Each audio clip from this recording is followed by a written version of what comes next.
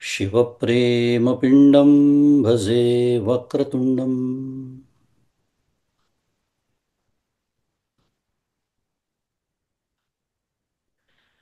अहं निर्विकल्पो निराकाररूपो विभुर्व्याप्य सर्वत्र सर्वेन्द्रियाणां। सदा मे समत्वं न मुक्तिर्न बन्धः। चिदानन्दरूपः शिवोऽहं शिवोऽहम्। चिदानन्दरूपः शिवोऽहं शिवोऽहम्।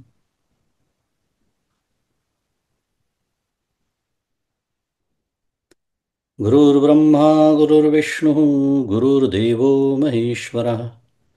गुरुः साक्षात् परं ब्रह्म तस्मै श्रीगुरवे नमः।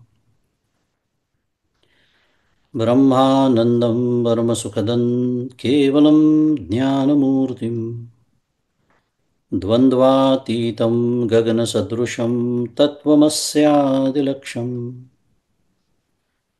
एकं नित्यं विमलमचलं सर्वधी साक्षिभूतं भावातीतं त्रिगुणरहितं सद्गुरुं तन्नमामि। श्री सद्गुरुनाथ महाराज की जय। जय जय रघुवीर समर्थ।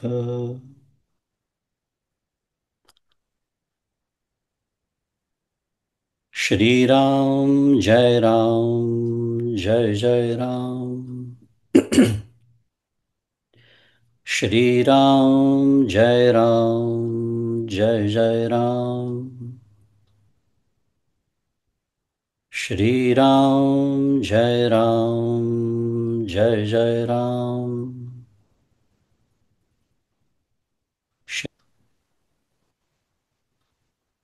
श्री राम जय राम जय जय राम।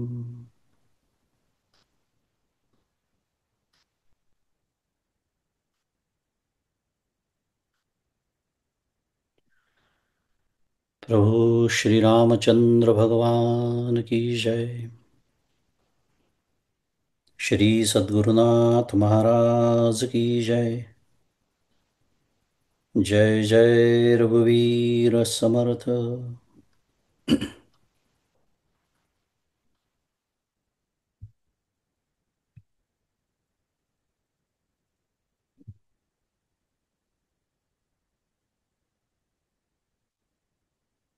सद्गुरु परम पूज्य डॉक्टर श्रीकृष्ण दत्तात्रय देशमुख उपाख्य डॉक्टर काका यांच्या श्रीचरणी शिरसाष्टांग वंदन करतो।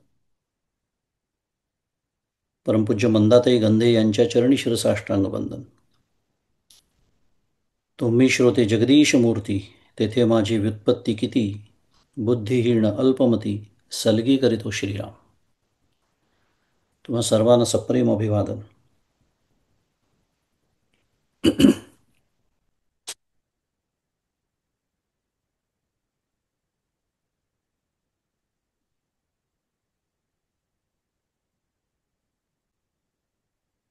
श्री परमेश्वर कृत सूक्ष्म सृष्टीचा भाग असलेल्या पंचकोशांचा आपण अभ्यास करीत आहोत।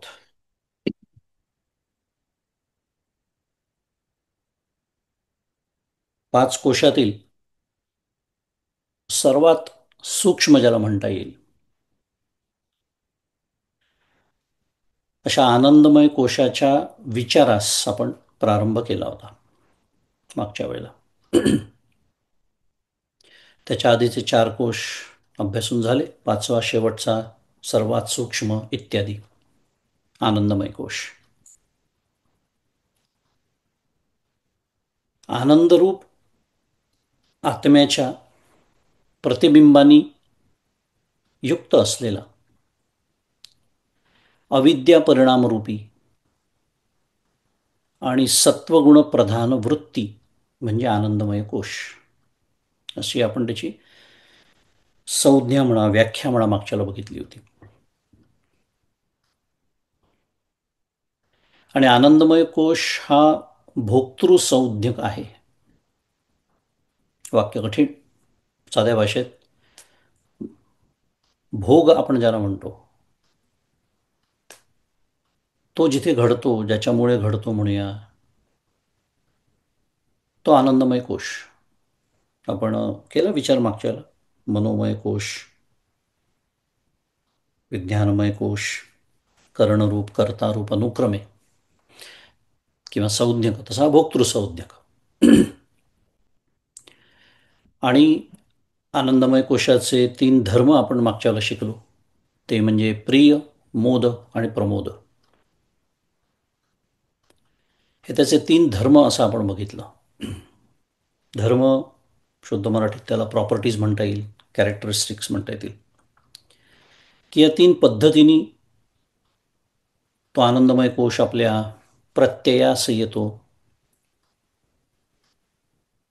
या 3 पद्धतींनी आपल्याला भोग घेता येतो तिथे सुखाचा इत्यादी. म्हणून त्याला आपण भोक्तृसंज्ञक असं म्हटलं.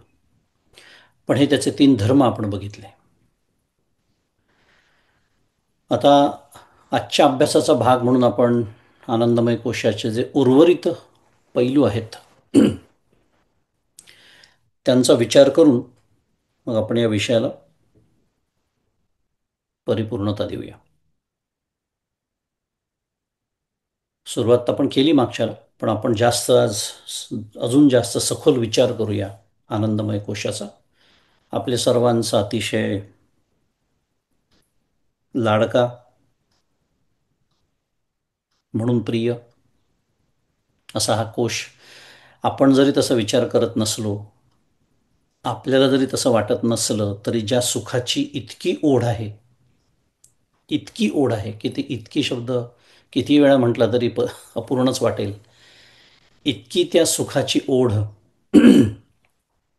किंवा ते सुख त्याच्यामुळे अनुभवाला येणं, ही जी प्रक्रिया जिथे पूर्ण होते म्हणूया, किंवा तेच ज्याचं स्वरूप आहे असंही म्हटलं तरी बिघडत नाही, तो आनंदमय कोश.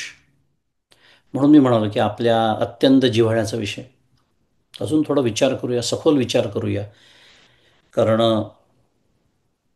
जितकं आतमध्ये जाऊ तितकं सुटणं कठीण असतं. मागच्याला मी एक विधान केलं होतं की आतल्या कोशाचा निराश केला की बाहेरच्याचा आपोआपच होतो. आपण हे बोललो होतो मागच्या वेळेला.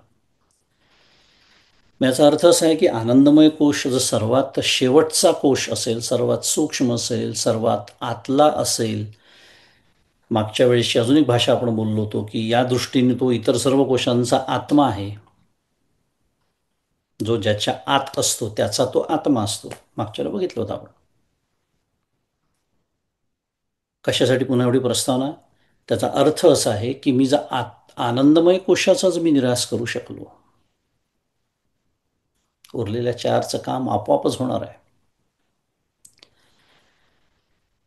म्हणून करूया त्याचं अजून त्या दृष्टीने चिंतन. ती प्रस्तावना झालीच होती मागच्या वेळेला की हे पुन्हा अभ्यास कशासाठी सुरू आहे? परीक्षेसाठी नाही, तर हे सर्व मी नाही, हा अनुभव घेण्यासाठी. आणि तो अनुभव कसा घ्यावा, त्याचा तपशील काय आहे इत्यादी शिकण्यासाठी म्हणून आपला अभ्यास सुरू आहे. आता जागृतीचा जर आपण विचार केला तर पुण्यकर्माच्या फलभोगकाली आपली अंतःकरणवृत्ती अंतर्मुख होऊन आनंदाच्या प्रतिबिंबाला प्राप्त होते. ही ती आनंदमय कोशाच्या काय म्हणूया अभिव्यक्तीची प्रक्रिया आहे. जो विचार आपण मागच्या वेळेला केला होता. पुण्यकर्म आपले दोन्ही कर्म असतात, पुण्य पाप. तोही विचार आपला याच्या आधी करून झालेला आहे की आपल्याकडनं पुण्य आणि पाप कर्म का घडतात. अर्जुनाने पण खरं तो प्रश्न विचारला आहे भगवद्गीतेत. तो विषय वेगळा आहे, तो झाला आहे आपला. पण पुण्य पाप ही दोन्ही कर्म समान झाल्यामुळे आपल्याला मनुष्य देहाची प्राप्ती झालेली आहे. आपण अनेक वेळा ऐकलं आहे. आता त्यामुळे दोन्ही कर्मांचं देणं मला आहे, भोग मला आहेत. तर पुण्यकर्माचे जे भोग आहेत, पुण्यकर्माचं फल जेव्हा आपल्याला प्राप्त होतं, तेव्हा त्या फलभोगकाली काय होतं, तर अंतःकरण वृत्ती माझी अंतर्मुख होते आणि त्या आनंदाच्या प्रतिबिंबाला प्राप्त होते. आनंदाचं प्रतिबिंब ज्याला चिदाभास असं म्हणतात, चिदाभास. त्यामुळे सुखाचा अनुभव येतो. आता जाता जाता पुन्हा शिकलो आहोत आपण, पुन्हा स्मरण एकदा. याचा अर्थ स्पष्ट आहे की जोपर्यंत अंतःकरण वृत्ती अंतर्मुख होत नाही, तोपर्यंत आपण ज्याला प्रपंचात साधा सुखाचा अनुभव म्हणतो तोही येत नाही, येणं शक्य नाही. मग तो कितीही साधारण विषय असो, अगदी रोज उपभोगत असलेला विषय असो, चहासारखा, किंवा दुसरा कुठला आपापले विषय सर्वांना माहिती आहेत, ते सुद्धा करत असताना जर अंतःकरण वृत्ती अंतर्मुख झाली नाही, तर सुखप्राप्ती नाही. तर ही आनंदाच्या प्रतिबिंबाला प्राप्त होते, सुखाचा अनुभव त्याच्यामुळे येतो. तमोगुणांनी आच्छादित नसलेली, सुप्रसन्न अंतःकरणाचा वृत्तीविशेष असलेली ही जी अभिव्यक्ती आहे आपल्या अंतःकरणाची, ती लोकांमध्ये विषयसुख नावाने प्रसिद्ध आहे. तद्विषयसुखम इति प्रसिद्धम लोके. लोकांमध्ये ज्याला विषयसुख म्हणतात, लक्षात आलं असेल त्याचंच वर्णन सुरू आहे.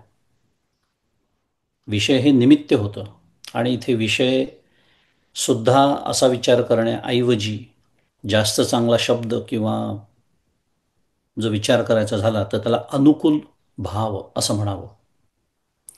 कारण विषय प्राप्तीमुळे तरी काय होतं हो, अनुकूल भावाची निर्मिती होते, अनुकूल भाव उत्पन्न होतो. ते कधीकधी असे विषय असतात आणि अशा व्यक्ती असतात की ज्या नसल्या तरी अनुकूल भाव उत्पन्न होतो. ते एकदा परमपूज्य काकांनी एका प्रवचनात वर्णन केलेलं आहे. असे काही नातेवाईक असतात की जे लग्नात किंवा कुठल्या एखाद्या आपल्या घरच्या कार्यात येऊ नये अशी आपली इच्छा असते, पण त्यांना बोलवावं तर लागतं.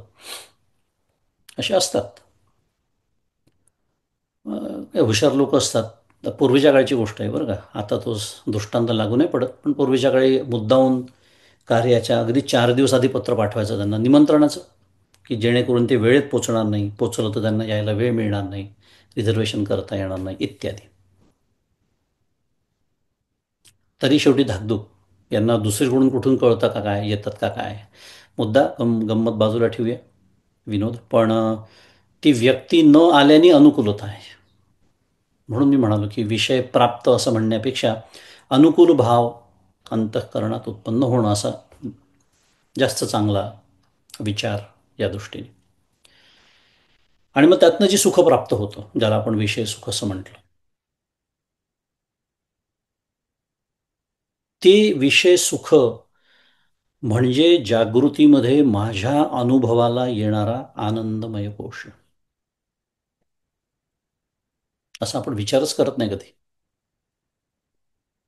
म्हणून मी म्हणालो की आपला अत्यंत जिव्हाळ्याचा आवडता विषय फक्त आनंदमय कोश या शब्दात आपण नाही विचार करत, पण विषय सुख म्हटलं की ताबडतोब कळतं.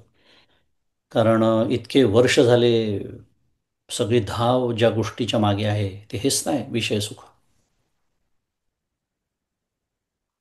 परंतु हा जो, मी जसं मगाशी म्हणालो, तमोगुण वृत्ती नाही, सुप्रसन्न अंतःकरण, का? कारण अनुकूल गोष्टी घडतात आहेत, पुण्यकर्माचं फल आहे.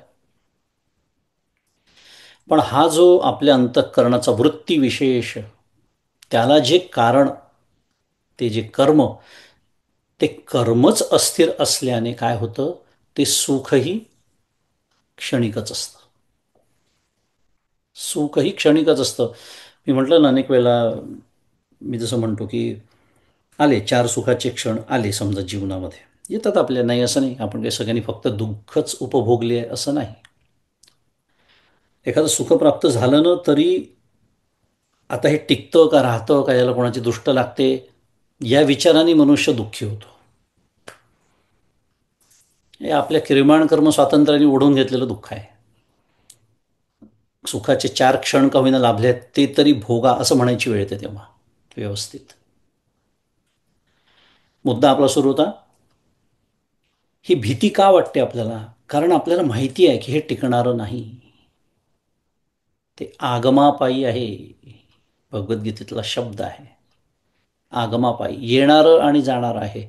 कारण आहे ते, ज्याच त्याचं जे कारण कर्म, आपण त्याला पुण्यकर्म म्हणूया, कारण पुण्यकर्माचा आपला विचार सुरू आहे. ते कर्मच अस्थिर असल्यामुळे काय होतं, ते सुखही अस्थिर म्हणजे क्षणिक ठरतं. आणि हा आपला पुन्हा या सगळ्यासाठी शास्त्राची गरजच नाही, कारण आपल्या सर्वांचा हा इतक्या वर्षांचा जीवनाचा अनुभव आहे. आणि पुण्याचं फळ सुख आणि पापाचं फळ दुःख हे असल्याने, आणि ती सुखदुःख जी आहेत ती अनुकूल आणि प्रतिकूल विषयांच्या प्राप्तीने होत असल्यामुळे त्या सुखामध्ये काय आहे, सातत्य नाही, क्षणभंगुरता आहे. सातत्य नाही ही समस्या आहे. नाही तर खरं सांगायचं तर परमार्थाकडे कोणी वळलंच नसतं. अखंड जर मला सुखच मिळालं असतं, कशासाठी केलं असतं परमार्थ? आवश्यकताच काय होती?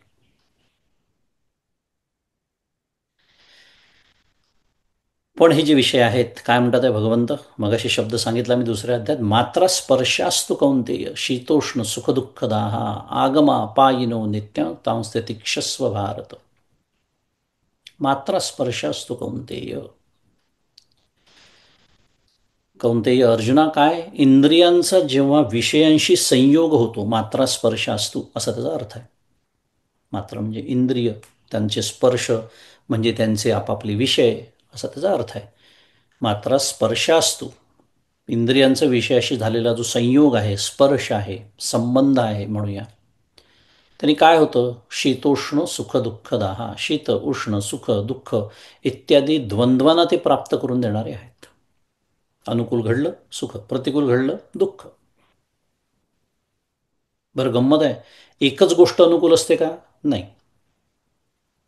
आता उन्हाळ्याचे दिवस आहे, आता शीत काही झालं तर छान वाटतं, थंड पाणी प्यायला मिळालं. हेच हिवाळ्यात द्या बरं मला. म्हणजे एकच गोष्ट कालाप्रमाणे अनुकूल ठरू शकते किंवा प्रतिकूल ठरू शकते. मुद्दा, हे जे इंद्रियांचा विषयाशी संयोग होऊन जे सुख प्राप्त होतं, ते कसं आहे, ते नेहमी द्वंद्वांना प्राप्त करून देणार आहे. कारण कधी तो विषय अनुकूल असेल, कधी तो विषय प्रतिकूल असेल. आणि ते जे संबंध आहे ते उत्पन्न आणि नष्ट होणारे म्हणजे काय आहे, अनित्य आहे. आगमापायी मगाशीच आपण बोललो. हे सर्व आपण व्हॉट या सेक्शन किंवा दुसऱ्या टप्प्यामध्ये शिकतो आहोत. पण जाता जाता याचं आपल्या आपल्या आपापल्या मनामध्ये नोंद करून घ्यायची या सर्व मुद्द्यांची. का? कारण ह्याच्यातून ॲक्शन आयटम्स तयार होतात आहेत.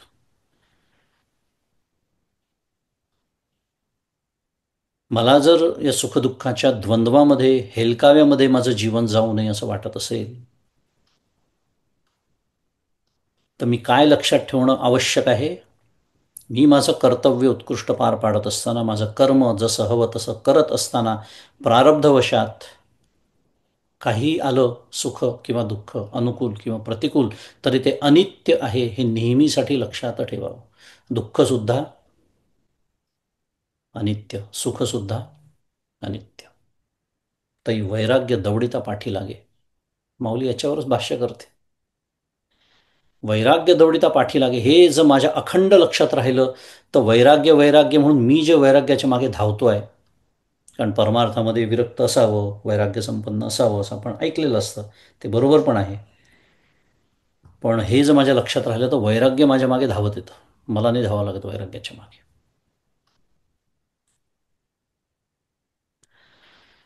मुद्दा आपला सुरू आहे, हे अनित्य आहे आणि म्हणून भगवंत म्हणतात, अर्जुना काय कर, त्यांना तू सहन कर. तितिक्षस्व. तिक्षस्व भारत. मुद्दा आपला सुरू होता की तमोगुण नसलेल्या सात्विक वृत्तीपासून काय होतं तर पुण्योत्पत्ती होते. आणि अशा सत्वजन्य पुण्यकर्माचं उत्तम फल आपल्याला मिळालं की सगळ्यात महत्त्वाचा मुद्दा, वृत्ती अंतर्मुख होऊन सुख मिळते. म्हणजे पुन्हा एकदा आत्तापर्यंत मी जे बोललो गेले 15-20 मिनटं झाले त्याचं कॉमन डिनॉमिनेटर काय आहे? वृत्ती अंतर्मुख होणे. कारण बाकी सगळं झालं पण वृत्तीच अंतर्मुख झाली नाही तर त्या विषय सुखाला सुद्धा मनुष्य मुकतो आहे. आता थोडा एक तो सुंदर विषय आहे पण वेगळा विषय आहे, संबंधित आहे पण आत्ता नाही, पण उल्लेख करून ठेवतो जाता जाता. कारण पुढचा तर्कशुद्ध प्रश्न असा निर्माण होतो, शुद्ध मराठीत त्याला लॉजिकल क्वेश्चन म्हणतात, की मग विषय नसताना वृत्ती अंतर्मुख करता येईल का? पण तो आत्ता आपला विषय नाही, विचारांचा धागा सोडून देतो. पण पुण्यकर्माचं उत्तम फल मिळतं जेव्हा वृत्ती अंतर्मुख होते. आणि म्हणून आपल्या अंतःकरणातील तमोगुण कमी करून सत्वगुण वाढवणारे जी काही तप आहेत, तपश्चर्या आहे, उपासना आहे, साधना आहे, ब्रह्मचर्य आहे, श्रद्धा आहे इत्यादी, ज्याला काय म्हणता येईल, ज्याला दैवी संपदास असा शब्द वापरू शकतो आपण भगवद्गीतेतला. त्यांनी काय होतं तर या गोष्टींचा जेवढा परिपोष माझ्या अंतःकरणामध्ये होईल तेवढं माझं अंतःकरण कसं होतं, निर्मळ होतं, स्वच्छ होतं, प्रसन्न होतं. आणि तितका या आनंद विशेषाचा काय होतो, उत्कर्ष होतो. उत्कर्ष होतो कारण आनंद आहेच आतमध्ये. नेहमीचा दृष्टांत कंदील. कंदील आपण सर्वांनी पाहिलेला आहे भारतामध्ये. कंदिलामध्ये दिवा, ती वात, तो दिवा तेवतो आहे पण प्रकाश तितकाच आणि तसाच बाहेर येणार जेवढी ती काच स्वच्छ आहे.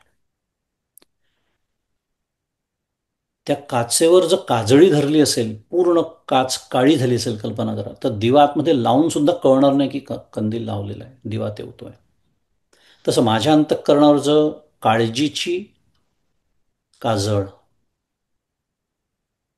काय म्हणालो मी, दोन अक्षर इकडे तिकडे झाले फक्त, काळजीची काजळ जर धरलेली असेल, त्या काळजीत सर्व काही आलं, सर्व काही. कारण काळजी हा त्याचा परिणाम आहे, त्याचं कारण मी करता आहे, मी भोगता आहे, हे जग सत्य आहे, विषयात सुख आहे, आली गाडी घसरली एकदा किती घसरतच जाते.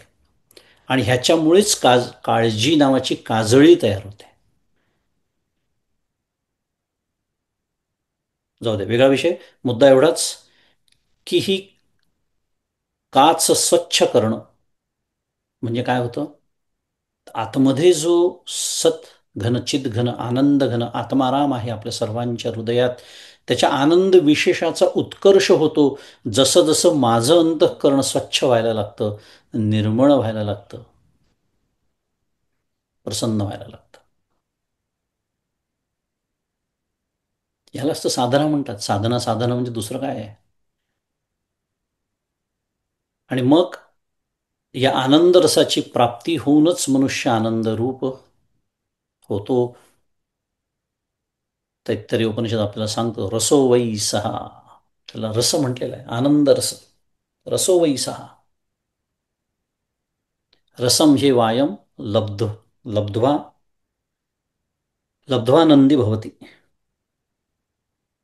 आनंद रूप होतो जेव्हा त्या रसाची प्राप्ती होते. तो रस, तो आत्माराम, तो आत्मा, ते ब्रह्म आपल्या सर्वांच्या हृदयात आहेच.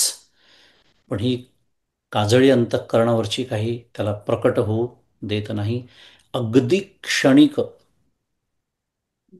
विषय सुखाच्या निमित्ताने जो आपला विषय सुरू आहे, अंतर्मुख होते वृत्ती एखाद्या वेळेस, आणि तेव्हा सुखाचा अनुभव येतो. आणि पुन्हा मनुष्य वेड्यासारखा की भ्रांतासी कामू विषयावरी. आहे पा दूध पवित्र आणि गोड, पासी पदरेचिया त्वचेचिया पदराआड, परी ते अव्हेरून गोचिड, अशुद्ध काय न सेविसी. माऊलीने अजून किती निर्भत्सना करावी आपली. माऊली गोड बोलणारी माऊली, पण कधी कधी असे दृष्टांत गोचिड म्हटलं हो मला. माझ्याबद्दल बोलतो.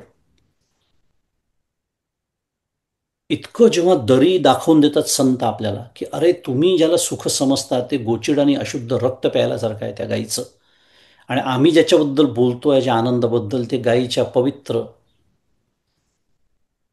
आणि गोड अशा दुधाबद्दल बोलतोय, ज्याला आनंद रसो वै सहा असं म्हणतात. आता अंतःकरण वृत्ती हे पुण्यकर्म फलभोगकाली जेव्हा अंतर्मुख होते, मगाशीपासून आपला जो विषय सुरू आहे, आणि ती तशी झाल्यामुळे काय होतं, तर ती आनंदाच्या प्रतिबिंबाला प्राप्त होते असं आपण म्हटलं. प्रतिबिंब भाग असा तो शब्द आला, म्हणून त्याला प्रतिबिंब, चिदाभास. त्याचप्रमाणे जसं त्या भोग समाप्तीच्या काळी सुद्धा तेच होतं, ज्याला गाढ झोप असं म्हणतात. भोग संपतात, पुन्हा वेगळा विषय, पण जाता जाता उल्लेख, आपले भोग त्या दिवशीचे संपेस्तोवर झोप लागत नाही. आपण एकदा बोललो तुम्हाला वाटतं. प्रारब्धवशामध्ये जे भोग भोगायचे आहेत ते काही शारीरिकच असले पाहिजे असा नियम नाही आहे, ते मानसिकही असतात. ते मानसिक भोग संपेस्तोवर झोप लागत नाही. पण भोग समाप्तीचा काळ, क्षण म्हणूया त्याला, जेव्हा येतो, ज्याला आपण गाढ झोप असं म्हणतो, तेव्हा त्या गाढ झोपेमध्ये हे जे आपलं अंतःकरण आहे ते घन अज्ञानामध्ये लीन होतं असं शास्त्र सांगतं. घन अज्ञान. म्हणून आपल्याला झोपेच्या क्षणी काही कळत नाही. घन अज्ञानाची स्थिती आहे ती. तिथे ते लीन होतं. म्हणजे अंतःकरणासहित सर्व विरोधी वृत्तींचा लय झाल्यामुळे सुषुप्तीमध्ये म्हणा, गाढ झोपेत म्हणा, काय होतं, आनंदमय कोशाचं जे स्फुरण आहे ते अतिशय पूर्ण होतं. आपला मुख्य विषय. आता हा तर अनुभवाचा विषय आहे. काही त्याला फार शास्त्रीय विवेचनाची गरजच नाही आहे, कारण इतकी गाढ झोप म्हणून तर आपल्या सर्वांना हवी हवीशी वाटते, की दिवसभर वेड्यासारखा विषयांच्या मागे धावणारा मी. पण त्या गाढ झोपेमध्ये एकही विषय नाही हे माहीत असूनही गाढ झोपेची इतकी आस मला का लागलेली असते. नव्हे, ती गाढ झोप मिळाली नाही तर दिवसा मिळणारं विषय सुखसुद्धा नीट धड उपभोगता येत नाही, हे आपले अनुभव आहेत. त्या सुषुप्तीमध्ये, गाढ झोपेमध्ये हे अंतःकरण लीन होतं. ही अंतःकरणच लीन झाल्यामुळे वृत्तीचा संबंधच राहत नाही. त्यामुळे आनंदमय कोशाचं जे स्फुरण आहे ते अतिशय पूर्ण होतं. उत्कट आचार्यांचा शब्द आहे विवेक चूडामणीतला. आणि ह्यालाच कारणदेह असं म्हणतात. आपण चार देह बघितले होते: स्थूल, सूक्ष्म, कारण, महाकारण. आनंदमय कोशाला आता त्याला कारण देह का म्हणतात हे आपण मागच्याला अभ्यास केला होता. आठवत नसेल तर ते मुद्रण बघून घ्यावं, कशाला तो कारण होतो वगैरे वगैरे. पण त्याला अजून एक नाव सांगितलं आत्ता मी, कारणदेह. म्हणजे हे जे पाच कोश आहेत ते त्या तीन देहांवर मध्ये कसे बसतात, तर हा जो आनंदमय कोश आहे म्हणजे शेवटचा हा कारणदेह. आणि जागृतीत आणि स्वप्नकाली इष्टवस्तूच्या प्राप्तीने किंवा दर्शनाने म्हणूया, कारण स्वप्नामध्ये जे काही थोडंफार सुख मिळतं असं मानलं तर ते दर्शनानेच असतं ना. कारण स्वप्नात जो काही सुख मिळतं ते दर्शन असते, तिथे कुठे प्रत्यक्ष प्राप्ती नसते. म्हणून तर स्वप्न हे प्रातिभासिक आहे हे लवकर समजतं आपल्याला, कारण जाग येते झोपेतून म्हणून. पण जागृतीसुद्धा तितकीच प्रातिभासिक आहे हे समजण्यासाठी तर वेदांताचा अभ्यास करावा लागतो आणि साधना करावी लागते.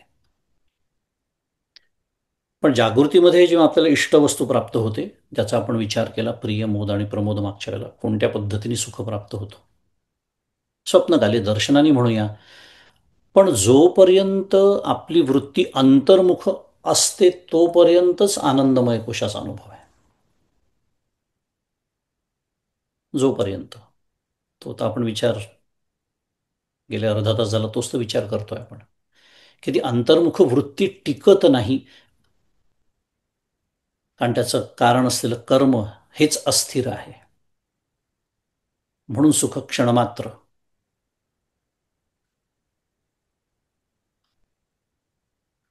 आणि तुकाराम महाराजांचं वर्णन आपल्याला माहिती आहे, सुख पाहता जवा पाडे, दुःख पर्वता एवढे. त्याचं अजून एक कारण आहे, दुःख लक्षात राहतात.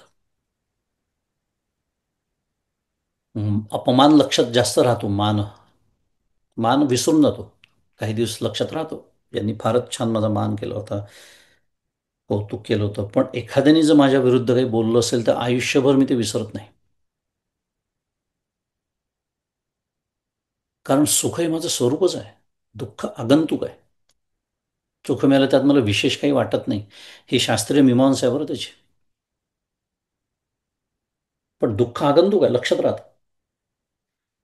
पण मुद्दा सुख कधी प्राप्त होतं किंवा किती वेळ प्राप्त होतं म्हणूया, तर जोपर्यंत वृत्ती अंतर्मुख आहे तोपर्यंत आनंदमय कोशाचा अनुभव आहे.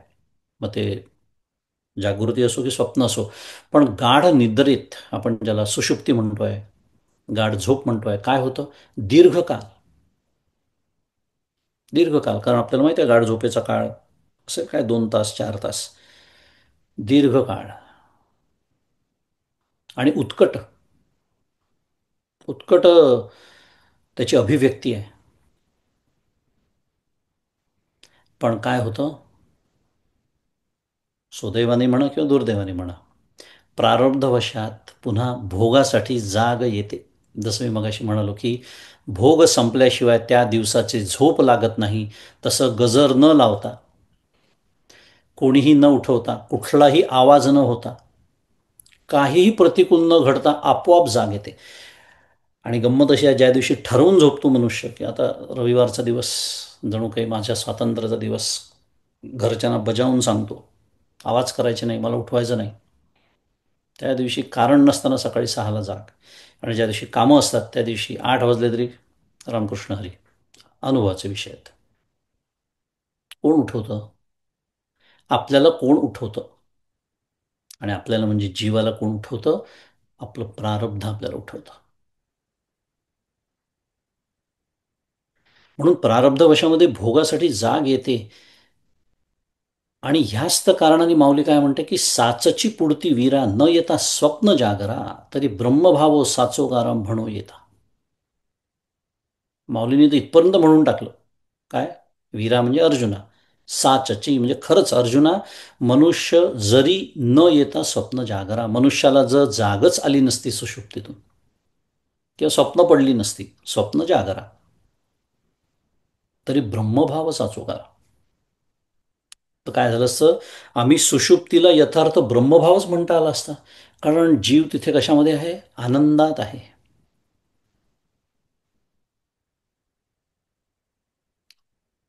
पण होतं काय? स्वप्न पडतात, जाग येते, तो जागृतीला प्राप्त होतो, तो स्वप्नांना प्राप्त होतो.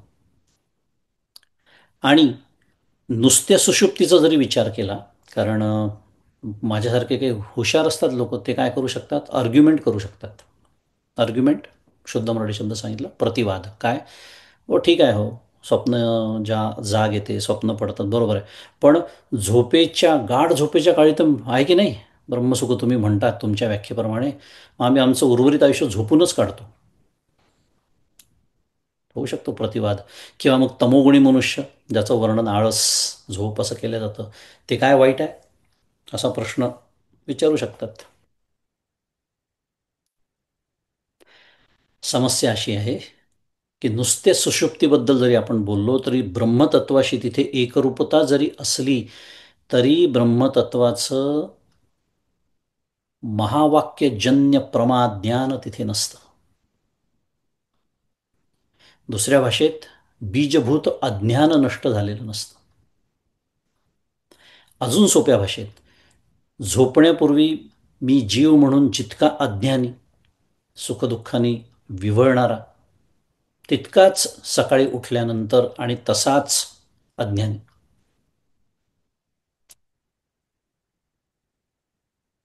त्यामुळे शुद्ध मराठीत पुन्हा, दिस आर्ग्युमेंट डझंट फ्लाय. म्हणजे पुन्हा अगदी अजून दुसऱ्या भाषेत बोलायचं झालं आपल्या चालू संदर्भामध्ये, तर आनंदमय कोशाचा जो काळ आहे तो जरी दीर्घ असला सुषुप्तीमध्ये, तरी ती सुषुप्तीसुद्धा या समस्यांसह आहे. या मुख्य समस्या आहेत सुषुप्तीच्या. आणि म्हणून माऊली म्हणते की म्हटलं असतं त्याला खरं, पण काय करणार, स्वप्नही पडतात, जागही येते, आणि सुषुप्तीखाली ते सुषुप्ती काळी अज्ञान बीजरूपाने असलेलं तसंच राहतं. मी तसाच अज्ञानी. सकाळी उठलो की पुन्हा जसं आदल्या दिवशी जे काही अनुभव मी घेऊन पुन्हा सुखदुःखांच्या हेलकाव्यात जीवन जगण्यासाठी ताज्या दमानी तयार, असं म्हणूया, फ्रेश होऊन. आपल्याला तसं नको आहे. आपल्याला कसं हवं आहे? शुद्ध मराठीत 24/7. मग सुख आलं तरी मला फरक पडत नाही, दुःख आलं तरी फरक पडत नाही, ते तर येणारच आहे. पण मी आता काय करून घेतलं आहे, त्यांच्यापासून, त्या संयोगापासून वियोग करून घेतलेला आहे. माझा आवडता श्लोक, तम विद्या दुःख संयोग वियोगम योग संज्ञितम. असो, आपण आनंदमय कोशाचा विचार करतोय, त्यामुळे सुषुप्तीला ब्रह्मभाव म्हटलं असतं असं माऊली या दृष्टीने म्हणते. पण तरीसुद्धा आनंदमय कोशाचा जर विचार केला तर तो आनंदमय कोश अत्यंत प्रकट रूपाने आणि दीर्घकाळ अगदी परिपूर्ण असा आपल्याला गाढ झोपेत अनुभवाला येतो. म्हणून कधी कधी काही ग्रंथांमध्ये तुम्ही असं वर्णन वाचाल की आनंदमय कोश म्हणजे सुषुप्ती असंच दिलेलं असतं, किंवा कारणदेह. त्याचं त्याचं कारण हे आहे, बिकॉज, इथे कारणाचा अर्थ बिकॉज, द रिझन इज, प्राकट्यीकरण आहे त्याचं.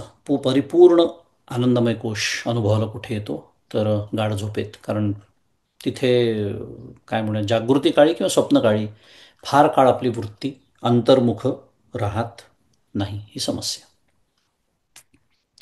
आता आनंदमय हा शब्द आपण सारखा वापरतोय, आनंदमय कोश.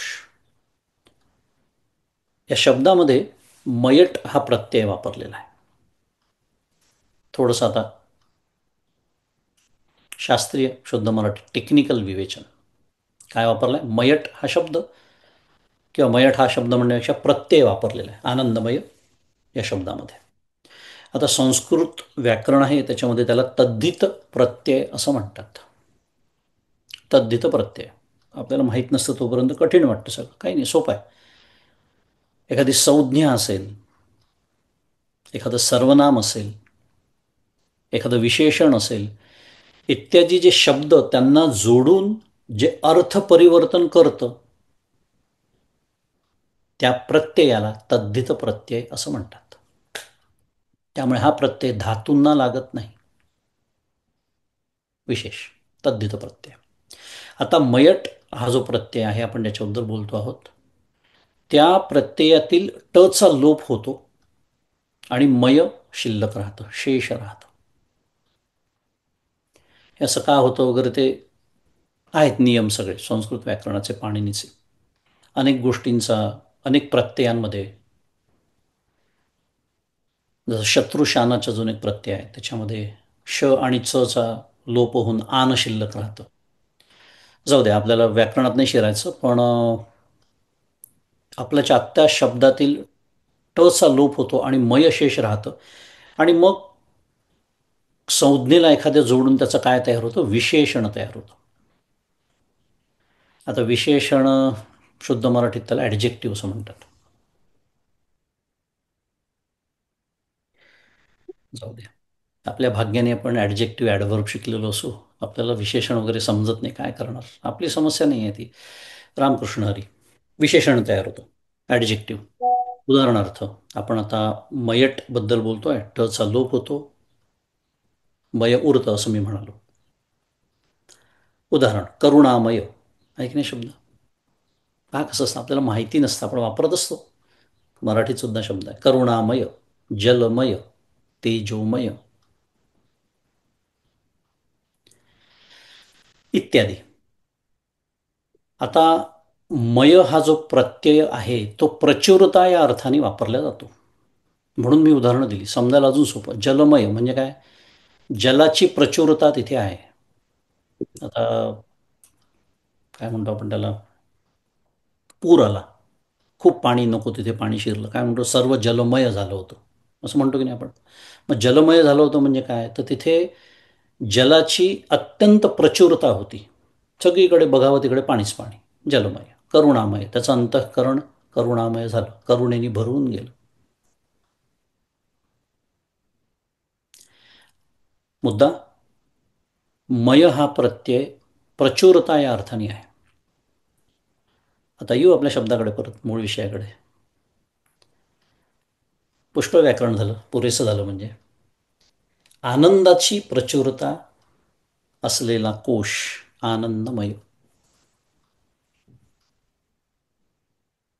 अन्नाची प्रचुरता असलेला कोश अन्नमय. किती छान आहे पा समजायला आता. म्हणजे त्या शब्दामध्येच मला सावधगिरीचा इशारा आहे, खरं सांगायचं झालं तर, जो माझ्या कधीच लक्षात आला नाही. काय? अरे नावच त्याचं अन्नमय आहे रे. म्हणजे काय, त्याच्यात अन्नाची प्रचुरता आहे, आणि अन्नाची प्रचुरता आहे म्हणजे खरं अन्नच, दुसरं काही नाही. आणि त्याला मी समजतो, हे म्हणजे मी. किती चुकलं पहा. अन्नाची प्रचुरता अन्नमय कोश, आनंदाची प्रचुरता आनंदमय कोश. मधले कोश तुम्ही कल्पना करू शकता या पद्धतीने.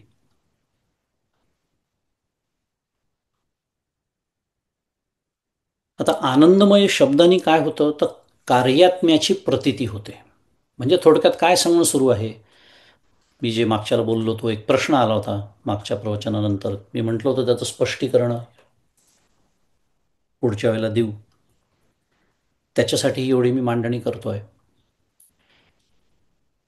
की मय शब्द जेव्हा येतो तिथे प्रचुरता हे जरी दाखवायचं असलं तरी तिथे निर्भेळ ते नाही हे सांगणं सुरू आहे.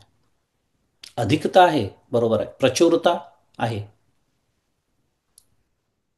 आता जलमय, मगाशीच उदाहरण घेऊया, दृष्टांत, जलमय झालं आहे सगळं मान्य.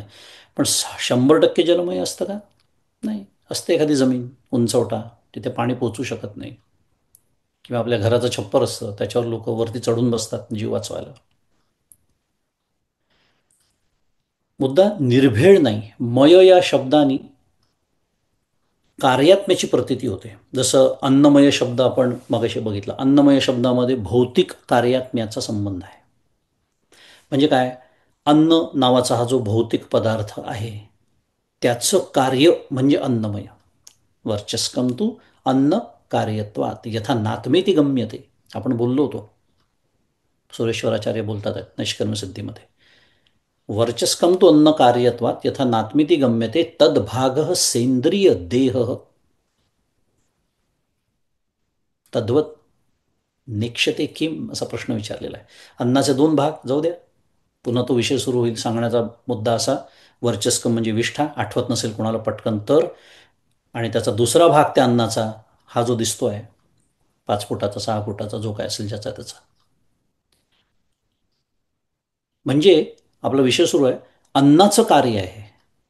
अन्न नावाच्या भौतिक पदार्थाचं हे कार्य म्हणजे हा देह. म्हणून तर तो इतक्या पटकन जळतो. त्या देह शब्दाची पण व्युत्पत्ती आहे बरं. सगळे शब्द आपल्याला सावध करण्यासाठी या शास्त्राने दिलेले, पण लक्ष नसतं आपलं, दह्यती. म्हणून तर एवढंसा चटका सहन होत नाही आपल्याला, गरम पातेल्याला लागलं बोट किंवा आटपटीची काडी जळत जळत आली बोटापर्यंत, लगेच फेकून देतो की नाही आपण, बघत नाही खाली काय आहे, कुठे पडते आहे वगैरे. तेवढा सुद्धा सहन होत नाही देह. असो, आनंदमय. किंवा अन्नमय, भौतिक कार्यात्म्याचा संबंध आहे. अन्नमय कोश हे कार्य, तर अन्न हे त्याचं भौतिक कारण. आता आनंदमय कोश याचं कारणाचं कार्य काय आहे? आनंदमय कोश हे कार्य झालं त्याच्यामुळे, मग त्याचं कारण आहे पुण्यकर्म. पुण्यकर्म त्याचं कारण आहे. मगाशीच आपण बोललो की पुण्यकर्मामुळे काय होतं, वृत्ती अंतर्मुख होते आणि त्या निमित्ताने सुखप्राप्ती होते. पुण्यकर्माचं फल आहे ते, म्हणजे पुण्यकर्म त्याचं कारण आहे. एका दृष्टीने आनंद कारण म्हटलं तरी हरकत नाही, अध्यारोपाची भाषा स्वीकारायची झाली तर. ते कोणाचंही कार्य नाही, कशाचंही कारण नाही वगैरे, भाग वेगळा. पण आपण पंचकोशांच्या संदर्भानेच बोलतोय, म्हणजे अध्यारोपाचीच भाषा सुरू आहे. आणि सिद्धांत काय आहे? उपनिषदाचा सिद्धांत काय आहे? की जे कशाचंही कार्य असतं ते अनात्म असतं.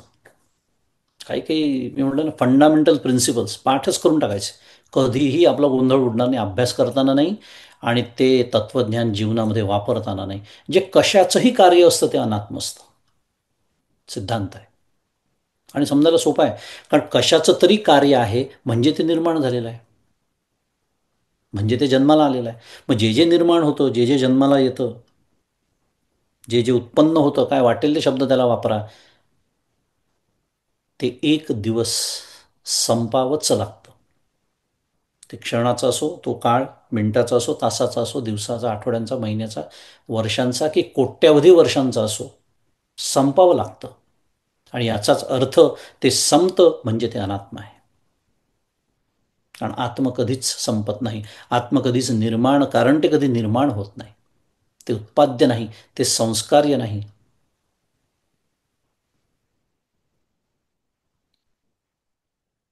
आणि आनंदमय कोश हे कार्य आहे, म्हणून आनंदमय कोश कसा ठरतो? अनात्म ठरतो. आणि अनात्म ठरतो याचा खरं अर्थ असा आहे, आत्म तो नाही, म्हणजेच तो मी नाही, म्हणजेच विषय सुख. आता कळतं माऊली असं का म्हणते की भ्रांतासी कामो विषयावर. तैसा हृदयामध्ये मी रामू. हा जो रामू आहे, हा जो आत्माराम आहे, तो आनंद आहे. आणि पण मी भ्रांत असल्यामुळे मी विषय सुखाच्या मागे लागतो, म्हणून माऊली मला भ्रांत म्हणते. तो आनंदमय कोश म्हणजे मी अनात्म्याच्या मागे लागतो. बरं, तो विकारी आहे कारण त्यात बदल होतो. विकारी आहे, बदल होतो. प्रिय, मोद, प्रमोद या उपाधींनी तो युक्त आहे. त्याला उपाधी आहेत या त्याच्या. होतं की नाही, कमी जास्त होतं. अन्नमय आपलं आनंदमय कोशाचं आपण मघाशीपासून वर्णन ऐकतोय, त्यात बदल होतो. तो टिकत नाही, नेहमी प्राप्त होत नाही, कमी अधिक असतं त्याच्यामध्ये. एखादी गोष्ट प्राप्त झाली, सुख झालं, त्याच्यापेक्षा जास्त सुख मला मिळू शकतं. त्याच्यापेक्षा जास्त कुठली एखादी माझी आवडती प्रिय गोष्ट मिळाली किंवा जास्त चांगल्या दर्जाची मिळाली म्हणजे ते काय आहे? सातिशय आहे. तिथे अतिशय संभवतं म्हणून त्याला सातिशय असं म्हणतात. बदल आहे, टिकत नाही. आज झालं सुख, उद्या दुःख. त्याच गोष्टीतून, त्याच वस्तूमधून, त्याच व्यक्तीमुळे आज सुख होत आहे, उद्या दुःख होत आहे. उपाधी आहे, प्रिय, मोद, प्रमोद. अविद्येचा परिणाम आहे. आणि मी कसा आहे? मी ब्रह्मरूपानी म्हणा, आत्मरूपानी, मी कशाचंही कार्य नाही. मगाशी मी म्हणालो, म्हणून तर आत्मा आणि अनात्मामध्ये इथेच फरक पडतो. कारण सत एव सौम्य इदम अग्र आसीत, ते निर्माणच होत नाही म्हणून ते संपण्याचा प्रश्नच येत नाही. आणि ज्या दिवशी असा प्रत्यक्ष अनुभव मी घेईन, काय, न मे मृत्यूशंका न मे जातिभेद, पिता नैव मे नैव माता न जन्म, न बंधुर्न मित्रन गुरुर्नैव शिष्य, चिदानंद रूप शिवोहम शिवोहम. अरे मी जन्मालाच आलेलो नाही आहे, तर माझ्या मृत्यूची भाषाच कशाला? जे जन्माला येत नाही ते मी आहे, जे निर्माण होत नाही ते मी आहे, ते अखंड आहे आहे आहे. त्यामुळे हा देह जरी गेला, आणि देह जाणारच आहे, कधी जाईल माहिती नाही, शुद्ध मराठीत थँकफुली माहिती नाही, कारण तो आला. पुन्हा तोच नियम, तो आल्यामुळे त्याला जाणं भाग आहे.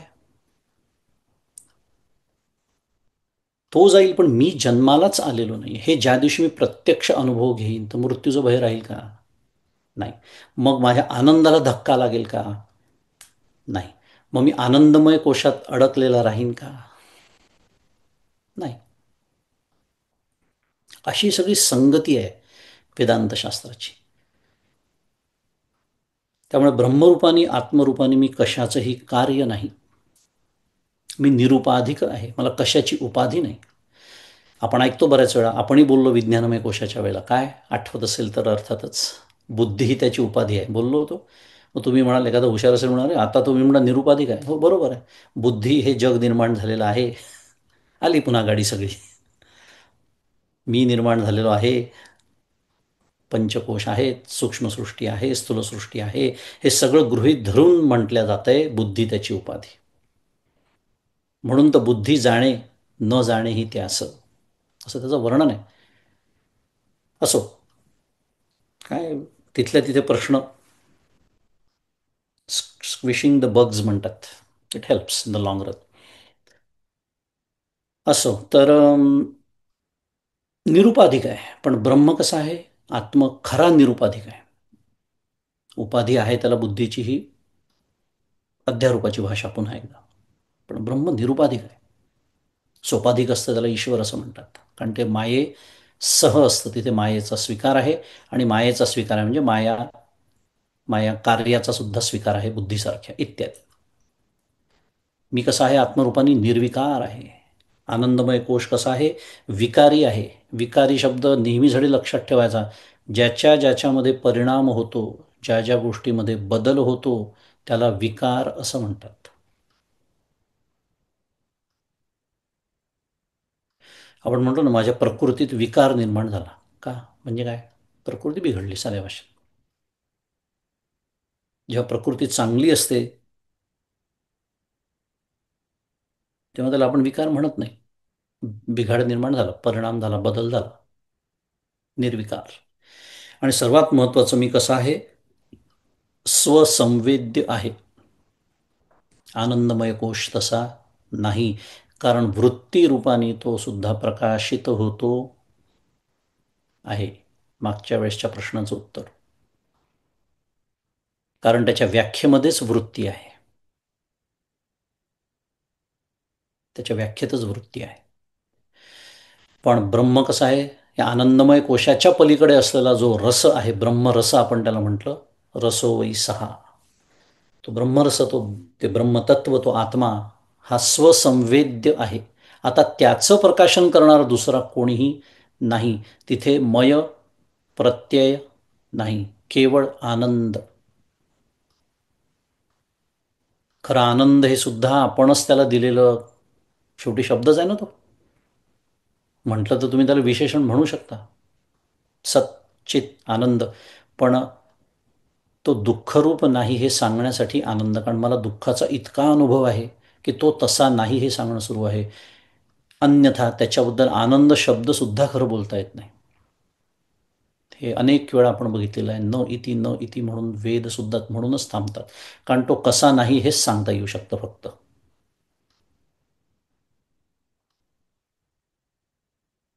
स्वसंवेद्य आहे. आणि अन्वय आणि व्यतिरेक यांच्या योगाने पाचही कोशांचं पृथक्करण करून, जे आपण आत्ता केलं, आत्ता म्हणजे गेले काही सत्र झाले आपले पृथक्करणच तर सुरू आहे, दुसरं काय सुरू आहे. आणि निराशसुद्धा आपण समजून घेतोय, जो आत्ता आपण बोललो. आणि निराश पुन्हा याचा अर्थ तो मी नाही, हे कसं समजवून घ्यायचं, बुद्धीला पटवायचं, बुद्धीचा निश्चय कसा करायचा, त्याला म्हणायचं निराश. आणि त्याची जी प्रक्रिया, त्याला म्हणायचं अन्वय आणि व्यतिरेक. त्यामुळे अन्वय आणि व्यतिरेक यांच्या योगाने या पाचही कोशांचं जेव्हा आपण पृथक्करण करतो, शुद्ध मराठीत त्याला ॲनालिसिस असं म्हणतात. आणि ते करून जो आपला प्रत्यगात्मा, आपल्या सर्वांच्या हृदयस्थ, प्रत्यक म्हणजे आतला, पुन्हा हृदयाच्या आपल्या देहाच्या सापेक्षतेने ज्याला प्रत्यगात्मा म्हणतात बरं, नाही तर सर्वत्र तोच, पण देहाचा सापेक्षता आली म्हणून प्रत्यगात्मा. हा जो प्रत्यगात्मा आहे तो या सर्व कोशांहून वेगळा आहे असं बुद्धीच्या साह्याने आपण जेव्हा निश्चय करतो, त्याला वेगळा करतो, त्याला पृथक असं जाणतो, तेव्हा काय होतं? तेव्हा साधक ब्रह्म होतो, साधक सिद्ध होतो, परब्रह्माला प्राप्त होतो. अन्वय व्यतिरेकाभ्याम पंचकोश विवेकतः स्वात्मानं तत उद्धृत्य परम ब्रह्म प्रपद्यते. पंचदशी. अन्वयवती व्यतिरेकाभ्याम, अन्वय व्यतिरेकाच्या साह्याने, मी जसं मगाशी म्हणालो. पंचकोश विवेकत, या पंचकोशांपासून वेगळं करायचं आहे आपल्याला स्वतःला. कारण आज मी या कुठल्या ना कुठल्या तरी कोशात अडकलेलो आहे, हीच माझी समस्या आहे, म्हणून तर मी दुःखी होतोय. म्हणून तर सुखासाठी, सुखाच्या अपेक्षेने अखंड विषयांच्या मागे धावतोय. एवढं समजल्यानंतर सुद्धा, म्हणून समर्थांनी खास शब्द दिला मला. बाकीच्या लोकांना कदाचित मूर्ख म्हणता येईल, मला पढत मूर्ख, विशेष विशेष मूर्ख आहे मी, समजून सुद्धा पढत मूर्ख, दासबोधातला शब्द. पृथक्करण करून म्हणजे पाच कोशांचं स्वरूप समजावून घेऊन, ते कसे अनात्म आहेत, ते कसे विकारी आहेत, ते कसे बदलणारे आहेत, ते कसे स्थूल आहेत, कितीही सूक्ष्म असले तरी स्थूल आहेत. आणि मी आत्मरूपाने तसा मी नाही, म्हणून आत्मरूपाने या पाचही कोशांपेक्षा मी वेगळा आहे. आणि हे बुद्धीचा असा निश्चय होणं, आणि त्या बुद्धीचा निश्चय करून देण्यासाठी जी प्रक्रिया वापरली जाते त्याला अन्वय आणि व्यतिरेक असं म्हणतात. आणि त्या बुद्धीच्या झालेल्या निश्चयावरती आरूढ होणं, आरूढ राहता येणं, याला ध्यान असं म्हणतात. आणि नंतर ज्या बुद्धीच्या आधारे मी आरूढ झालेलो आहे, ती सुद्धा जेव्हा मागे पडते, तेव्हा अहम पण उरत नाही, फक्त सहा होतो. त्याला समाधी असं म्हणतात. आणि ही जी समाधीची प्रक्रिया आहे, ज्याला शुद्ध मराठीत प्रोसेस म्हणतात, अन्वय व्यतिरेक, ती आपण हाऊ नावाच्या तिसऱ्या टप्प्यामध्ये नंतर बघणारच आहोत. पण आत्ता त्याचा उल्लेख केला की ती याच्यावरच आधारलेली आहे, म्हणून तर आपण व्हॉटमध्ये सगळं शिकतो आहोत. पाच कोश म्हणजे काय, अशी अन्वय व्यतिरेकाची प्रक्रिया वापरून आपल्या सर्वांचा आत्मनिश्चय, बुद्धीचा निश्चय व्हावा. काय? सहा, अहम सोहम, मी ब्रह्म आहे, अशी सदिच्छा सद्गुरूंच्या चरणी व्यक्त करू. आणि आपली वेळ संपलेली असल्यामुळे आपल्या विचारांना आज इथे विराम देऊ आणि आनंदमय कोशाचा विचार आपल्या उपलब्ध वेळेमध्ये पूर्ण झाला आहे असं जाहीर करू. श्री सद्गुरुनाथ महाराज की जय. जय जय रघुवीर समर्थ.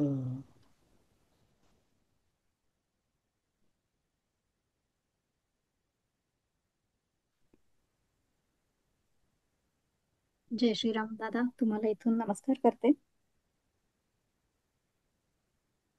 तुमच्या तोंडून साधक सिद्ध होतो, परब्रह्माला प्राप्त होतो, हे जे तुम्ही बोलत होते ते शब्द सुद्धा इतके छान वाटत होते, इतकं मोटिवेशन मिळत होतं नुसते तेवढे शब्द ऐकून. तर त्या अनुभवाची कायच किमया असेल असं वाटलं. तर तुम्ही ते तुमच्या अनुभवातनच शब्द व्यक्त होत आहेत, त्याच्याबद्दल वादच नाही. त्याच्यामुळे त्या शब्दांना इतकं वजन आहे. ते इतके छान मनापर्यंत पोहोचतात. त्याच्यामुळे पुन्हा तुम्हाला नमस्कारच करू शकते. या पलीकडे माझ्याकडे तरी दुसरं काही साधन नाहीये. आणि आता आपण आजच्या भजन सेवेकडे वळूया. आजच्या भजन सेवेसाठी आपल्यात उपस्थित आहेत सौ पल्लवी खांडेकर.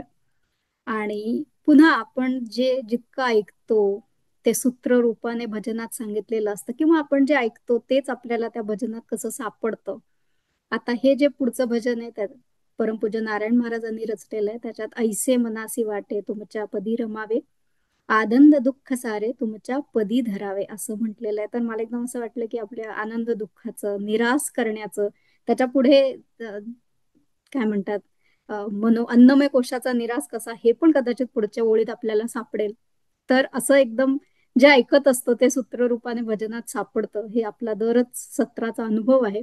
तर आता हे भजन आपण पुन्हा एकदा छान आजच्या सत्रात आपण जे ऐकलं त्याच्या अनुषंगाने आता हे भजन ऐकूया आणि आपल्या सगळ्यांना ह्याच्यातनं निश्चितच अजून काहीतरी वेगळं सापडेल, त्याच्या शब्दार्थापलीकडे काहीतरी सापडेल याची मला खात्री आहे. तर एवढं प्रस्तावना करून मी आता सौ पल्लवी खांडेकर यांना विनंती करते की त्यांनी आजच्या भजन सेवेला सुरुवात करावी. जय श्रीराम. मंगेश दादा, तुम्हाला इथूनच नमस्कार.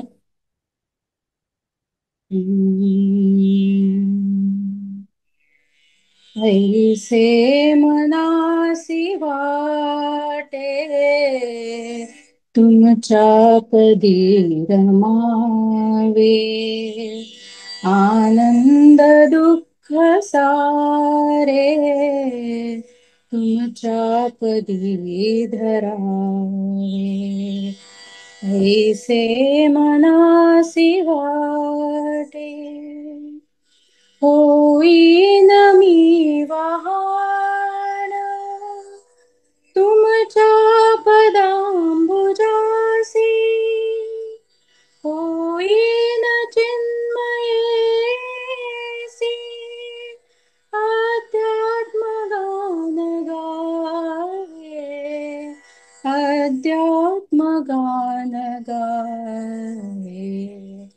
ऐसे मनासी वाटे तुमच्या पदी रमावे, आनंद दुःख सारे तुमच्या पदी धरावे. ऐसे मनासी वाटे देहादिंद्रियांची करुणी तुम्हा सदादी, देहादिंद्रियांची करुणी तुम्हा सदादी, हृदयस्थ मंदिरात, हृदयस्थ मंदिरात तव स्थापना करावी, तव स्थापना करावी, तव स्थापना करावी. ऐसे मनासी वाटे तुमच्या पदी रमावे, आनंद दुःख सारे तुमच्या पदी धरावे. ऐसे मनासी वाटे नित ब्रह्मदेव ज्याच्या हृदि राहतो स्वभावे, इंद्रादि देव जासी भजती सदैव भावे, भजती सदैव भावे. ऐसे मनासी वाटे तुमच्या पदी रमावे, आनंद दुःख सारे तुमच्या पदी धरावे.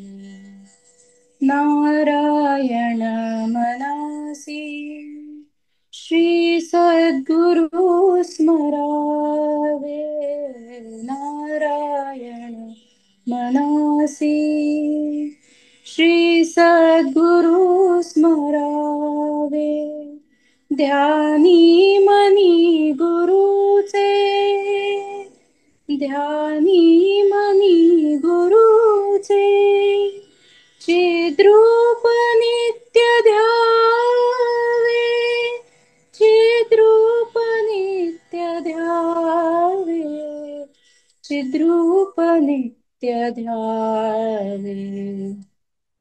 ऐसे मनासी वाटे तुमच्या पदी रमावे, आनंद दुःख सारे तुमच्या पदी धरावे, ऐसे मनासी वाटे.